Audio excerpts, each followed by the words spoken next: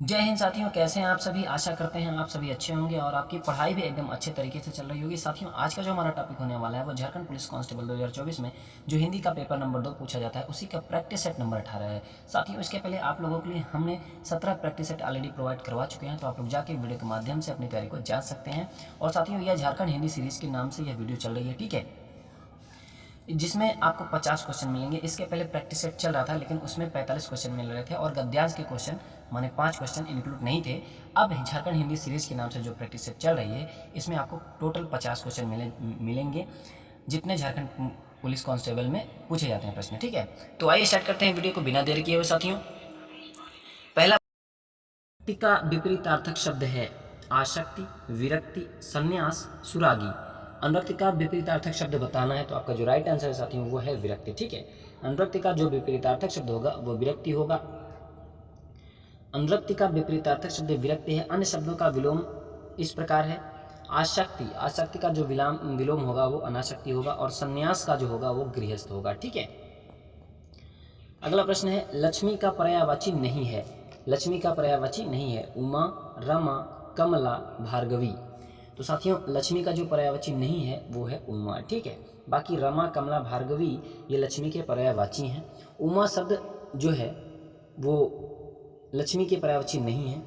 उमा जो है वो पार्वती, ठीक है, पार्वती का पर्यायवाची शब्द है उमा। उमा शब्द लक्ष्मी का पर्यायवाची शब्द नहीं है, जबकि रमा, कमला, श्री, इंदिरा, पद्मा आदि लक्ष्मी के पर्यायवाची हैं। उमा शब्द पार्वती का पर्यायवाची शब्द है, ठीक है। अगला प्रश्न है मुद्रिका का पर्यायवाची क्या होगा। अंगूठी, कंगन, मुद्रा, मौन। मुद्रिका का पर्यायवाची, तो साथियों मुद्रिका का जो पर्यायवाची होगा वो होगा अंगूठी, ठीक है। क्या होगा, अंगूठी होगा। मुद्रिका का जो पर्यायवाची है वो अंगूठी होता है। इसके अन्य पर्यायवाची हैं अंगुलिका, छाप, रिंग, वलय, मुंदई आदि, ठीक है। कंगाली में आटा गीला लोकोक्ति का सटीक अभिप्राय है। क्या कहते हैं, गरीबी में रहना, कष्ट पर कष्ट आना, रोजगार न मिलना, आटा कम और पानी ज्यादा। तो क्या कहते हैं, कंगाली में आटा गीला होना लोकोक्ति का क्या अर्थ होगा। तो साथियों कष्ट पर कष्ट आना, ठीक है, यही होता है कंगाली में आटा गीला होना, ठीक है। अगला प्रश्न है निम्नलिखित प्रश्न में 4 विकल्प में से उस विकल्प का चयन करें जो दिए गए लोकोक्ति का सही अर्थ वाला विकल्प है। घर में नहीं दाने, बुढ़िया चली भुनाने। अज्ञान में रहना, झूठा दिखावा करना, अच्छी वस्तु तो थोड़ी भी भली, बिना प्रयत्न के सफलता नहीं मिलती। तो साथियों घर में नहीं दाने, बुढ़िया चली भुनाने, इस लोकोक्ति का सही अर्थ बताना है। तो झूठा दिखावा करना आपका राइट आंसर होगा, ठीक है। साथियों आपको बता दें कि पीडीएफ आपको कहाँ से मिलेगी। पीडीएफ आप टेलीग्राम चैनल को ज्वाइन कर लीजिएगा, लिंक हम डिस्क्रिप्शन में दे देंगे, वहाँ से आप टेलीग्राम चैनल को ज्वाइन करिएगा और पीडीएफ हम वहाँ पे डालना शुरू कर दिए हैं, ठीक है। तो आप लोग वहाँ से पीडीएफ डाउनलोड कर सकते हैं। तो घर में नहीं दाने, बुढ़िया चली चली भुनाने, लोकोक्ति का जो अर्थ होता है वो झूठा दिखावा करना होता है, ठीक है। वाक्य प्रयोग, असलम पंचर की दुकान चलाता है और फिर भी ऐसे बन ठन कर निकलता है जैसे लखपति हो। उसके ऊपर यह लोकोक्ति चरितार्थ होती है, घर में नहीं दाने, अम्मा चली भुनाने। अगला प्रश्न है बुद्धि भ्रष्ट होना के लिए उपयुक्त मुहावरा क्या है। अक्ल की दुम, अपना उल्लू सीधा करना, अक्ल पर पत्थर पड़ना, अक्ल का दुश्मन। बुद्धि भ्रष्ट होना मुहावरे का क्या अर्थ है। तो बुद्धि भ्रष्ट होना माने अक्ल पर पत्थर पड़ना होता है, ठीक है। बुद्धि भ्रष्ट होना के लिए उपयुक्त जो मुहावरा है वो अक्ल पर पत्थर पड़ना होता है। अगला प्रश्न है मच्छरों के प्रकोप के संबंध में शिकायत पत्र लिखना हो तो कैसे लिखेंगे। माननीय स्वास्थ्य अधिकारी को, प्रधानमंत्री जी को, माननीय प्रधानाध्यापक जी को, माननीय शिक्षा अधिकारी को। तो कैसे लिखेंगे, तो साथियों माननीय स्वास्थ्य अधिकारी को लिखेंगे, ठीक है। मच्छरों के प्रकोप के संबंध में शिकायत पत्र लिखना हो तो माननीय स्वास्थ्य अधिकारी को लिखा जाएगा, यह विकल्प संगत नहीं है, ठीक है, अन्य विकल्प संगत नहीं है। अगला प्रश्न है एक विद्यार्थी को अपने स्कूल के प्रधानाचार्य को निवेदन में क्या लिखना चाहिए। आपका भवदीय, आपका आज्ञाकारी शिष्य, आपका सेवक। तो क्या लिखना चाहिए?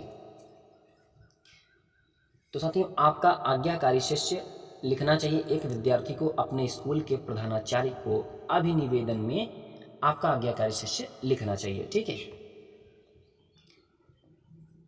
कौन सा वर्ण पंचमाक्षर है? म, द, ग, स।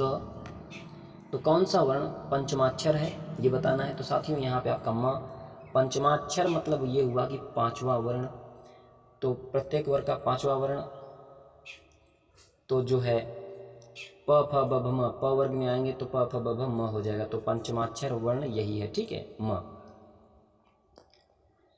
वर्ण पंचमाक्षर है।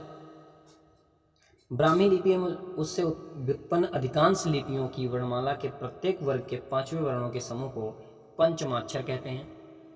देवनागरी में अंगा, इया, ठीक है, अण, न, म पंचमा अक्षर हैं। ठीक है, पांचवें अक्षर हैं। ठीक है। अगला प्रश्न है दंत्य अल्प प्राण अघोष वर्ण का उदाहरण कौन सा है? च, ट, ठ, त। दंत्य अल्प प्राण अघोष वर्ण का उदाहरण कौन सा है? तो साथियों त जो है वो अल्प प्राण अघोष वर्ण का उदाहरण है और दंत भी है साथ साथ में। ठीक है। देखिए आपको दिखाते हैं किन फाइलों की छानबीन की गई। पुरातत्व विभाग की, रक्षा मंत्रालय की, स्वास्थ्य विभाग की, गृह मंत्रालय की। साथियों अभी आपको दिखाएंगे पूरा उच्चारण स्थान की एक प्रतिबिंब। ठीक है। तो किन फाइलों की छानबीन की गई, ये है गद्यांश के क्वेश्चन जो कि हिंदी का पहला पेपर पूछा जाता है, जिसमें आपको 33% 30% लाने अनिवार्य हैं। तो उसी का यह प्रश्न पूछा गया है। तो किन फाइलों की छानबीन की गई? पुरातत्व विभाग की, रक्षा मंत्रालय की, रक्त स्वास्थ्य विभाग की, गृह मंत्रालय की। तो साथियों पुरातत्व विभाग की। ठीक है, पुरातत्व विभाग की छानबीन की गई। कौन सा वर्ण उच्चारण की दृष्टि से दंत्य नहीं है? त, न, ट, द। तो साथियों ट जो है वो दंत्य नहीं है। देखिए हम आपको दिखाते हैं वर्णों का उच्चारण स्थान। कंठ में क्या क्या आएगा? अ, आ, क, ख, ग, घ, अंगा और अह और ह। ठीक है। तालु में ये सारे वर्ण आएंगे। मूर्धा में ट, ठ, ड, ढ, ण, र, श आएगा। तो ये देख लीजिए आप। दंत में आएगा री, त, थ, द, ध, न, ल और स। ठीक है। तो इसको आप लोग अच्छे से याद कर लीजिएगा।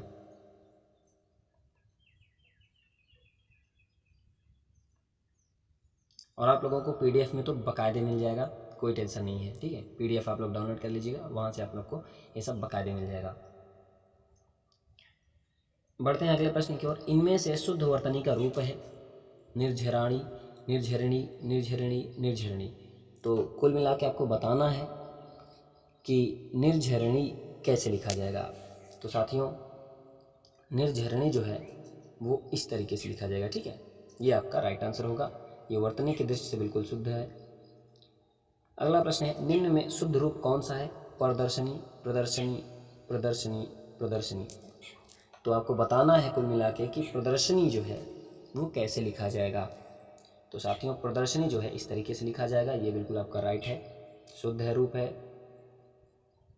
अगला प्रश्न है भारत संज्ञा का कौन सा प्रकार है? भाववाचक संज्ञा है, व्यक्तिवाचक संज्ञा है, समूहवाचक संज्ञा है, जातिवाचक संज्ञा है। तो भारत जो है ना वो आपका व्यक्तिवाचक संज्ञा है, क्योंकि एक देश का नाम है।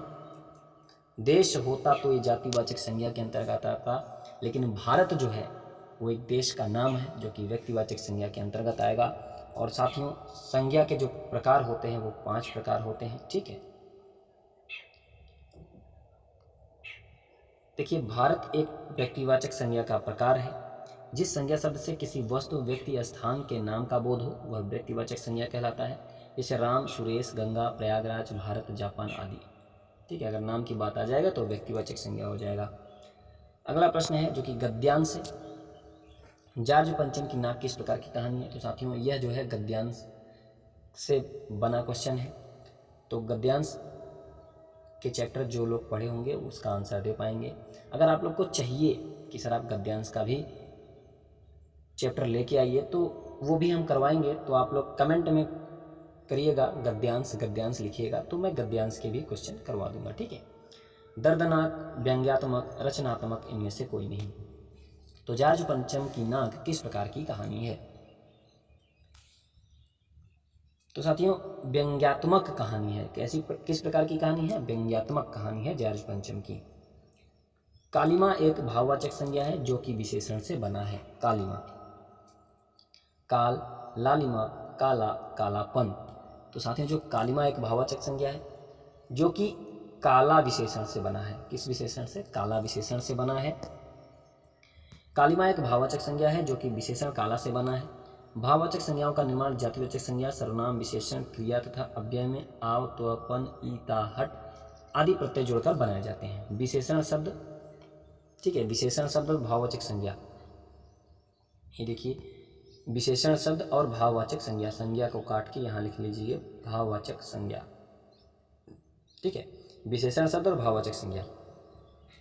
तो विशेषण शब्द आपका सुंदर हुआ तो इसका भाववाचक संज्ञा क्या होगा? सुंदरता होगा। विशेषण शब्द आपका वीर होगा और भाववाचक वीरता या फिर वीरत्व होगा। ठीक है, और काला जो है विशेषण शब्द है और कालिमा आपका भाववाचक संज्ञा है। इसी प्रकार से लाल जो है आपका विशेषण शब्द है और लालिमा भाववाचक संज्ञा है। अगला प्रश्न है तिमिर का विलोम शब्द है। अंधकार, आलोक, ज्योतिर्मय, आभास। तिमिर का विलोम शब्द। तो साथियों तिमिर का जो विलोम शब्द होगा वो क्या होगा?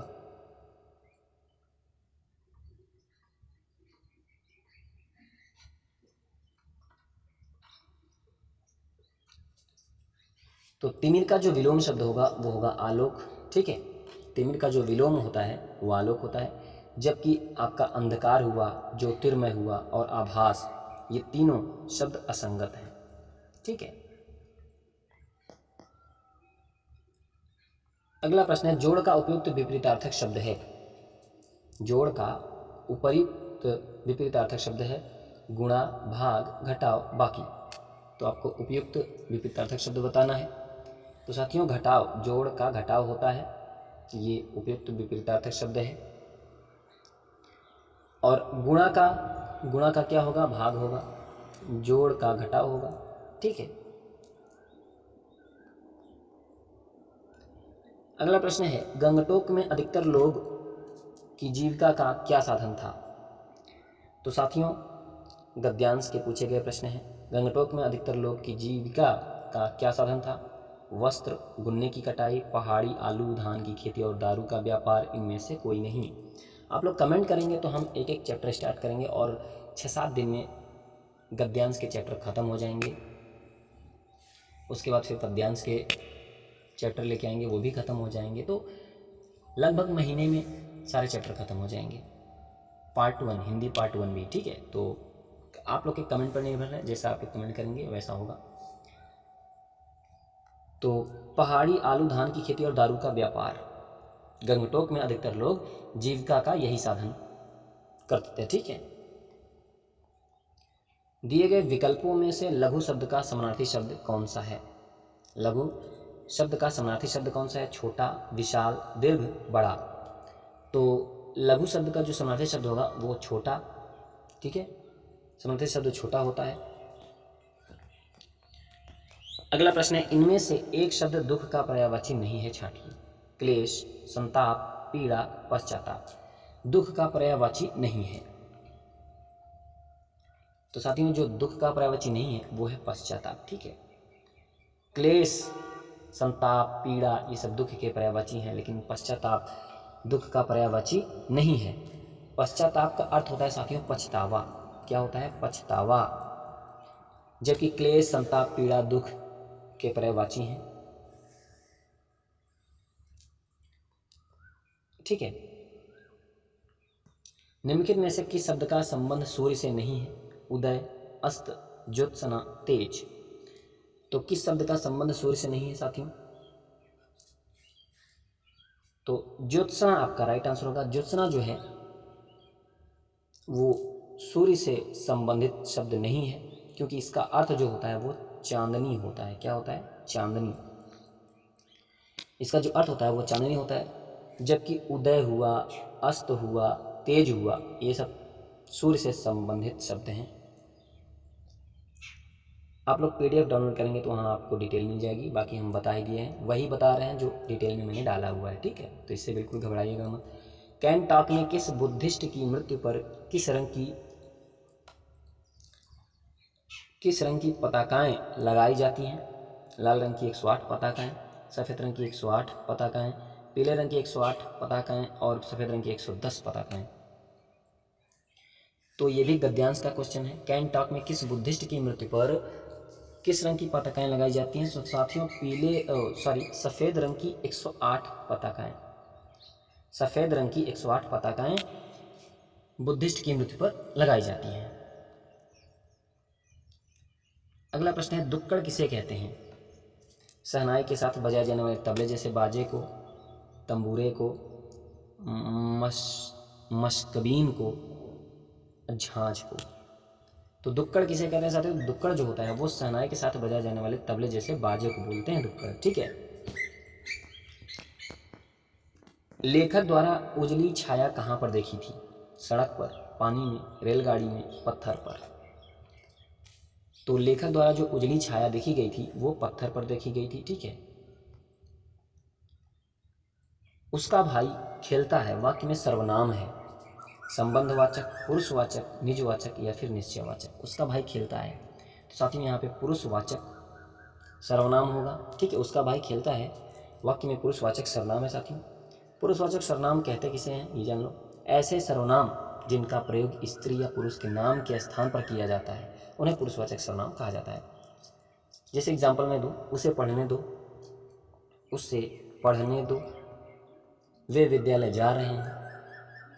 तो क्या हुए? पुरुषवाचक सर्वनाम के अंतर्गत आते हैं। और मूल सर्वनाम की संख्या कितनी होती है? 11 होती है। ठीक है,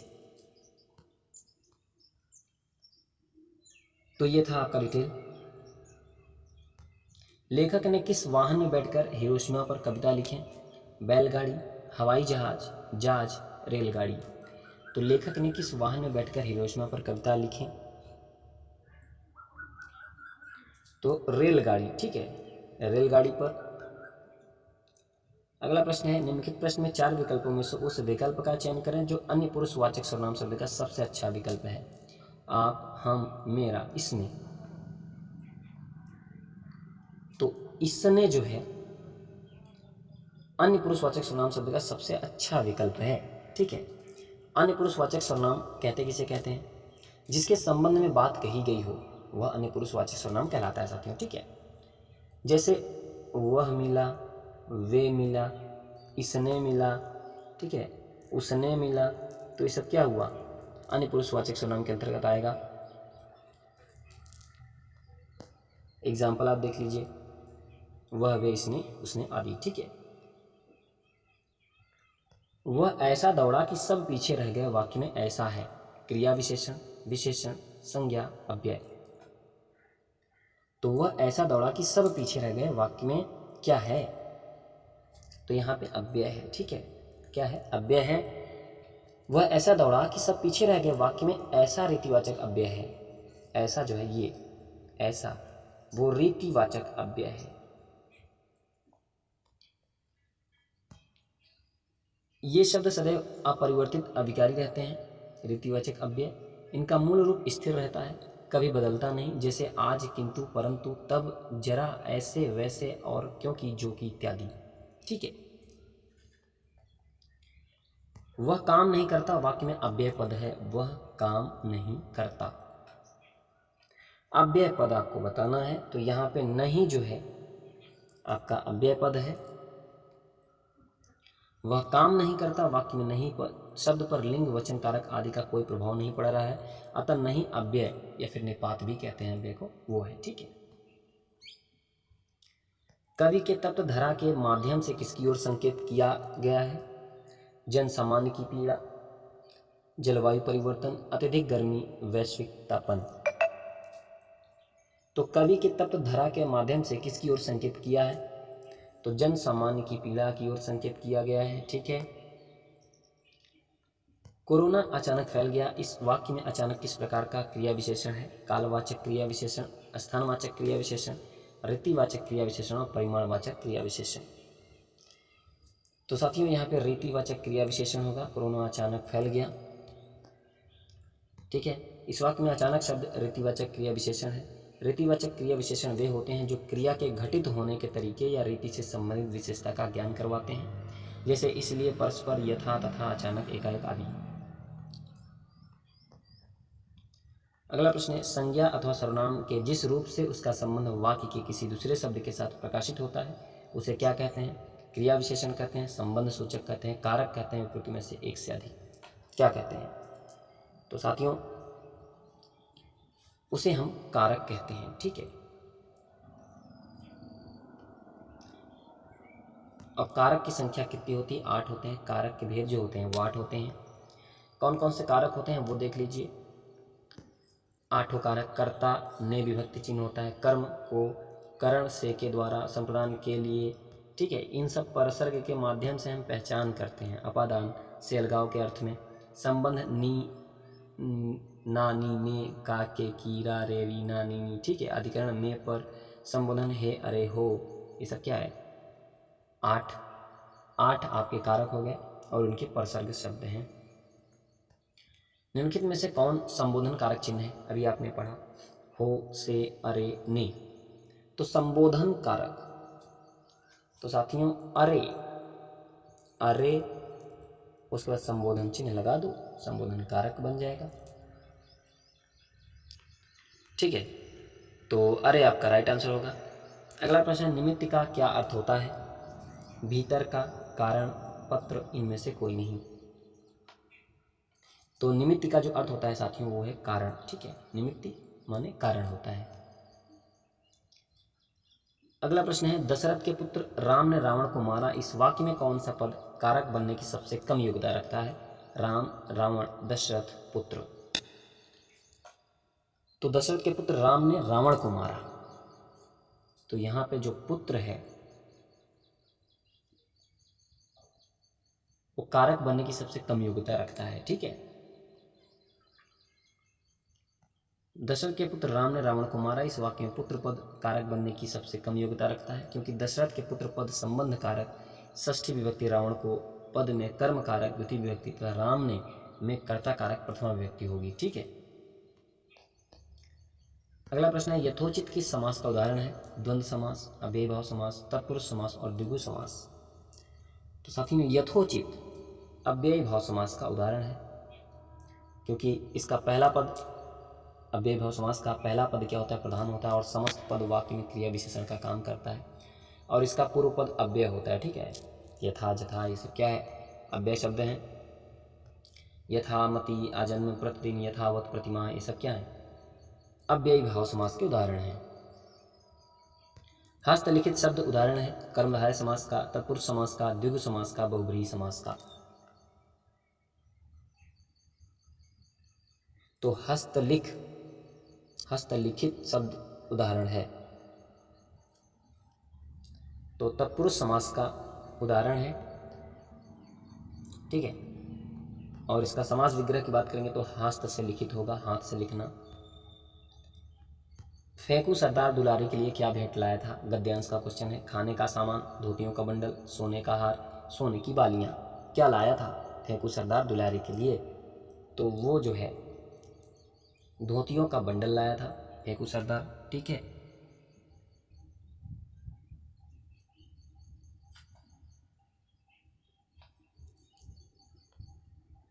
तो धोतियों का बंडल आपका राइट आंसर होगा। अगला प्रश्न है, दिए गए वाक्य की वृत्ति ज्ञात कीजिए। तुम्हें कार बिल्कुल नहीं मिलेगी। निश्चयार्थक, आज्ञार्थक, सामर्थ्य सूचक, संकेतार्थक। तुम्हें कार बिल्कुल नहीं मिलेगी, यहाँ वृत्ति आपको बताना है। तो साथियों यहाँ पे निश्चयार्थक, ठीक है, निश्चयार्थक वृत्ति है। अब देख लीजिए थोड़ा सा क्या होता है निश्चयार्थक वृत्ति। क्रिया के जिस रूप से सत्य या असत्य की जांच की जा सकती हो, अर्थात क्रिया सूचना प्रदान हो, उसे निश्चयार्थक वृत्ति कहते हैं। ठीक है, अगला प्रश्न है, मैं लड़के को वेद पढ़ाता हूं, इस वाक्य में कितने कर्म हैं? 1, 3, 2 या फिर 5? मैं लड़के को वेद पढ़ाता हूं, तो यहाँ पे दो कर्म हैं। ठीक है, मैं लड़के को वेद पढ़ाता हूँ, इस वाक्य में 2 कर्म हैं। जिन सकर्मक क्रियाओं में 2 कर्म होते हैं उन्हें द्विकर्मक क्रिया कहते हैं। जिससे मैं लड़के को वेद पढ़ाता हूँ, इस वाक्य में लड़का और वेद दोनों कर्म हैं। ठीक है, पुलिस वाले टुन्नू को कहाँ लेकर गए? थाने में, अस्पताल में, टुन्नू के घर। टुन्नू मर गया था, उन्हें उसे वरुणा नदी में प्रवाहित कर दिया। तो कहाँ ले गए थे पुलिस वाले? टुन्नू को कहाँ लेकर गए? तो साथियों, टुन्नू मर गया था, उन्होंने उसे वरुणा नदी में प्रवाहित कर दिया। ठीक है, अगला प्रश्न है, निम्नलिखित वाक्यों में से मिश्र वाक्य ज्ञात कीजिए। श्रेयसी स्कूल नहीं आई क्योंकि वह नानी के घर गई थी। श्रेयसी स्कूल नहीं आई, नानी के घर गई थी। श्रेयसी नानी के घर गई थी, स्कूल नहीं आई। श्रेयसी स्कूल नहीं आई, वह नानी के घर गई थी। क्या होगा? मिश्र वाक्य बताना है। तो श्रेयसी स्कूल नहीं आई क्योंकि वह नानी के घर गई थी, ये आपका मिश्र वाक्य है। ठीक है, मिश्र वाक्य क्या होता है? इसमें एक सरल उपवाक्य और एक या एक अधिक आश्रित सरल उपवाक्य होते हैं।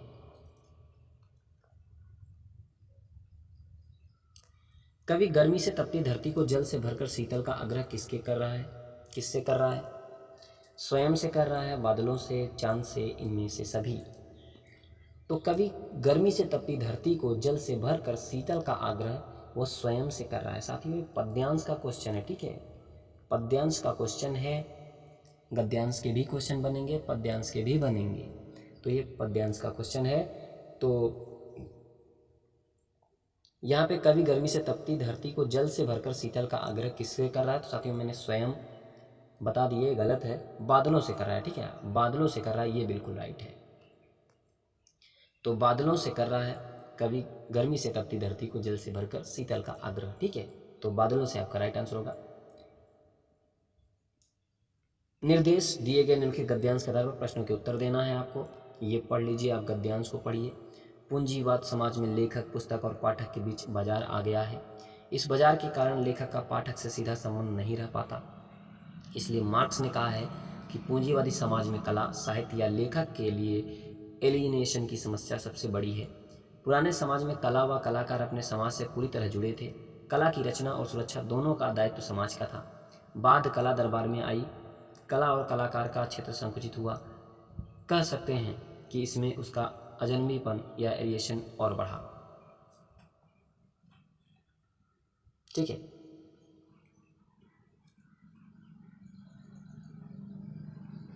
तो ये गद्यांश था आपका, पढ़ लिए आप। अब चलते हैं क्वेश्चन की ओर बढ़ते हैं। गद्यांश को आपको अच्छे से पढ़ना है, उसके बाद क्वेश्चन की ओर चलेंगे। आइए क्वेश्चन की ओर चलते हैं। पहला प्रश्न ये पूछा जाएगा, पूंजीवादी समाज में लेखक और पाठक के बीच क्या आ गया? दरबार, प्रचार, बाजार, समाचार। तो पूंजीवादी समाज में लेखक और पाठक के बीच में क्या आ गया साथियों? बाजार। ठीक है, बाजार आपका राइट आंसर होगा। ये देखिए, पूंजीवादी समाज में लेखक और पाठक के बीच बाजार आ गया। गद्यांश को आप पढ़ेंगे तो उत्तर मिलेगा, क्योंकि गद्यांश में ही उत्तर छिपा रहता है।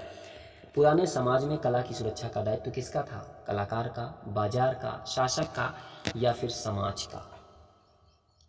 तो गद्यांश आप पढ़ेंगे तो वहां से आपको मिलेगा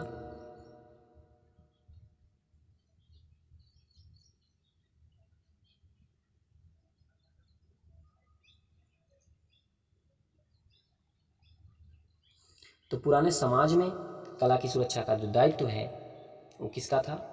वो समाज का था। ठीक है, और अगला पूछा गया प्रश्न है, कला क्षेत्र का संकुचन का आशय है कला का दायरा बढ़ना, कला का दायरा सीमित होना, कला का उन्नयन, कला का लोकप्रिय होना। तो साथियों यहाँ पे कला का दायरा सीमित होना, ठीक है, ये आपका राइट आंसर होगा। गद्यांश पढ़ेंगे ध्यान से तो आपको सारा क्वेश्चन मिलेगा उसी में। अजनबीपन का आशय है एकाकीपन, अपनापन, सामुदायिकता, लोकप्रियता। तो अजनबीपन का जो आशय है साथियों वो है एकाकीपन, ठीक है। अगला प्रश्न है, गद्यांश का सर्वाधिक उपयुक्त शीर्षक है, कह सकते हैं कला में पूंजीवादी, पूंजीवादी समाज में कला, दरबारी साहित्य कला और कलाकार, क्या कह सकते हैं। तो कला में पूंजीवादी, ठीक है, कला में पूंजीवादी ये गद्यांश का उपयुक्त शीर्षक है, सर्वाधिक उपयुक्त शीर्षक है, ठीक है। तो ये था आपका टोटल 50 क्वेश्चन साथियों। पीडीएफ फिर से बता दे रहे हैं, पीडीएफ आपको टेलीग्राम चैनल पे प्रोवाइड करवा देंगे, तो आप लोग वहाँ से ज्वाइन कर लीजिएगा और पीडीएफ को वहाँ से डाउनलोड कर लीजिएगा। साथियों कैसी लगी वीडियो आप लोग कमेंट करके जरूर बताइएगा। अगर वीडियो पसंद आए तो आप लोग एक लाइक और चैनल को सब्सक्राइब जरूर करेगा और अपने साथियों तक शेयर जरूर करिएगा ताकि वो भी अपनी तैयारी कर सकें। तो साथियों तब तक मिलते हैं अगली वीडियो के साथ, तब तक के लिए नमस्कार, वंदे मातरम, जय हिंद।